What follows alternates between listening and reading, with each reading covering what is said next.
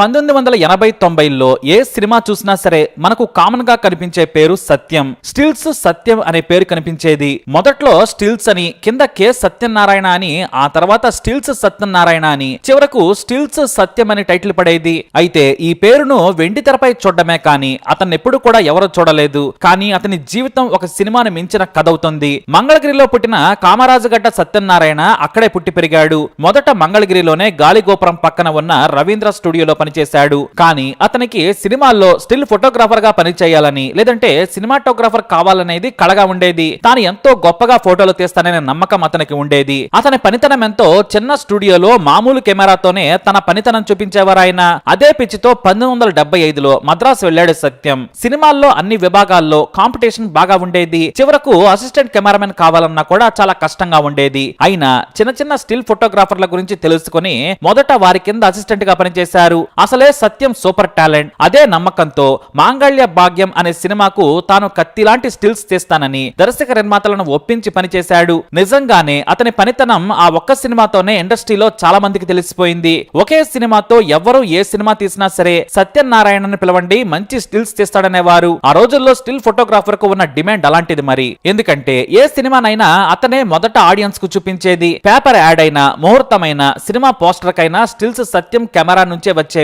ఆయన తీసిన స్టిల్స్ ను ఒక్కో దర్శకుడు ఒక్కలా వాడుకునేవారు. అలా చలన్ సినిమా తోటరాముడుకు ఇంకా బాగా రాగానే పెద్ద దర్శకులందరికీ కూడా స్టిల్స్ సత్యంగా ఆయన మద్రాసులో పాపులర్ అయ్యాడు. ఆ తర్వాత దాసరి నారాయణరావు, రాఘవేంద్రరావు, విశ్వనాథ్ తో పాటు బాపు, జంధ్యాల, కోదండరామరెడ్డి సహా ఎంతో మంది అగ్రదర్శకుల సినిమాలకు స్టిల్ ఫోటోగ్రాఫర్ గా పనిచేశారు ఆయన. చిరంజీవి నుంచి కమల్ హాసన్ వరకు అందరూ కూడా సత్యం గారు ఓ మంచి ఫోటో తీసి పెట్టండి అడిగేవారు. ఆయనకు విమాన టికెట్లు బుక్ చేయించి, స్టార్ హోటల్లో బస చేయించి స్టిల్స్ తీయించిన దర్శకులు, హీరోలు ఎంతో మంది ఉన్నారు. ఆ రోజుల్లో సెలబ్రిటీ ఫోటోగ్రాఫర్ గా కూడా ఆయన సైడ్ లో పనిచేశారు. పెద్ద హీరోలతో పరిచయం, అగ్రదర్శకులతో పనితనం, ఇలా హీరోలు, హీరోయిన్ల మధ్య సత్యం జీవితం ఒక వెలుగు వెలిగింది. ప్రతిరోజు కొత్త సినిమా లొకేషన్, కొత్త హోటల్, ఇలా ఆయన జీవితం 3 పువ్వులు 6 కాయలుగా వర్ధిల్లింది. దాదాపు 140 సినిమాలకు పనిచేశారు ఆయన. కె సత్యనారాయణ నుంచి స్టిల్స్ సత్యంగా సినిమా పెద్దల నుంచి జర్నలిస్టుల వరకు ఆయన గురించి తెలియని వారంటూ ఎవ్వరూ లేరు. అయితే హైదరాబాద్ కు సినిమా ఇండస్ట్రీ వచ్చిన తర్వాత సత్యం కూడా తన ఫ్యామిలీతో పాటు షిఫ్ట్ అయిపోయాడు.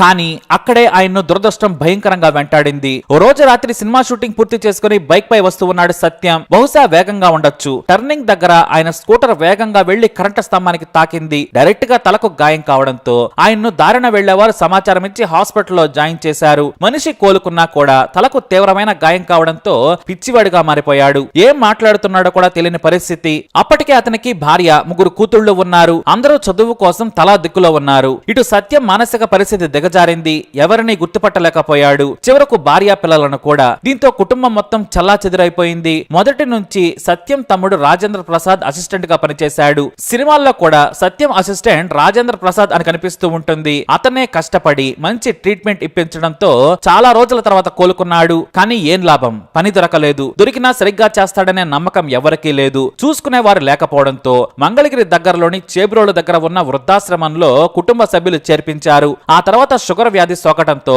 కాలుకు గాయం కావడంతో మోకాల వరకు కాలు తీసేశారు. అలా సత్యం పరిస్థితి మరింత దిగజారింది. చివరకు 2018లోని ఒక వృద్ధాశ్రమంకు మార్చారు కుటుంబ సభ్యులు. ఏదో అలా బ్రతికి ఉన్నాడంటే ఉన్నట్టుగా ఆయన కాలక్షేపం చేస్తూ బ్రతికారు. సినిమా పరిశ్రమ నుంచి పెద్దగా ఎవరూ సాయం చేయలేదు. బాపు, విశ్వనాథ్ తో పాటు కమల్ హాసన్, ఎన్టీఆర్, చిరంజీవి, కృష్ణ, బాలకృష్ణ లాంటి వారు పిలిపించుకుని మరి ఆయనతో స్టిల్స్ తీయించుకున్న వారే. కానీ రంగుల్లా మెరిసిన ఆయన జీవితం వృద్ధాప్యంకు వచ్చేసరికి డబ్బులు లేక పరిస్థితి దిగజారింది. చివరకు 2023 ఫిబ్రవరి 8న రామోజీ ఫిలిం సిటీ దాటిన తర్వాత హైవే పక్కన ఉన్న ఒక వృద్ధాశ్రమంలో సత్యం మరణించారు. గొప్ప గొప్ప సినిమాలకు స్టిల్స్ తీశారు ఆయన. అలాగే గొప్పగా కూడా బ్రతికారు. కానీ చిన్న ప్రమాదం సత్యం జీవితాన్ని తలకిందులు చేసేసింది. అన్ని రకాల జీవితాలను చూసిన సత్యం సంతోషాల నుంచి బాధల వైపు వెళ్లి చివరకు మరణం అనే చికిత్సతో ఉపశమనం పొంది స్వర్గానికి వెళ్లిపోయారు. మీరు పాత సినిమాలను చూస్తే మీకు స్టిల్స్ అనే దగ్గర కె సత్యనారాయణ లేదా సత్యనారాయణ లేదా సత్యం అనే పేరు కనిపిస్తుంది. ఆ పేరు చూడగానే మీకు సినిమాని మించిన బాధాకరమైన ఆయన జీవితం గుర్తొస్తుంది.